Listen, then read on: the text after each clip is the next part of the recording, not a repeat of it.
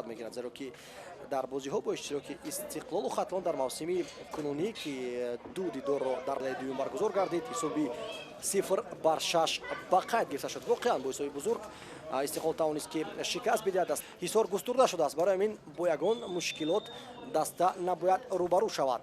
Ба ҳар сурат мухлисони Истиқлол низ кам нестанд дар варзишгоҳ ва рақобат оғоз мегардад. Биёдӯстони азиз, акнун шуморо бо ҳаятҳои дастардани ду бозӣ дар 4 рӯз хонухо ба вазъи ҷисмонии футболбозони Истиқлол ва ҳам Хатлон таъсири калони худро мерасонад. Зарба ҷониби дарвоза ва билохира ту вориди дарвозаи Хатлон мегардад.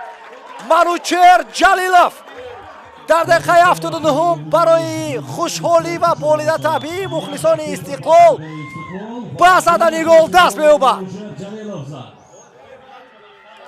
сценарияи бозии зидди Равшан такрор меёбад. дар он дидор низ дар дақиқаҳои охирин, наниқтараш пас аз дақиқаи 75 Истиқлол ба задани гол даст ёфт. имрӯз низ бо силсила ҳуҷумҳо, бо партоптои бешумор аз канорҳо ниҳоятан Истиқлол ба задани гол даст ёфт. Далер Имомназаров партофти головар анҷом медиҳад ва Манучер Ҷалилов акнун ҳисоби бозиро мекушояд.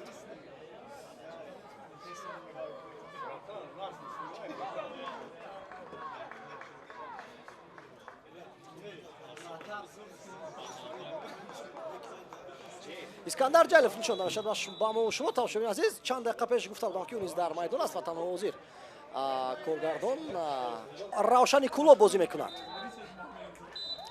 садои такидовар ба мо мегардад тамошобини азиз.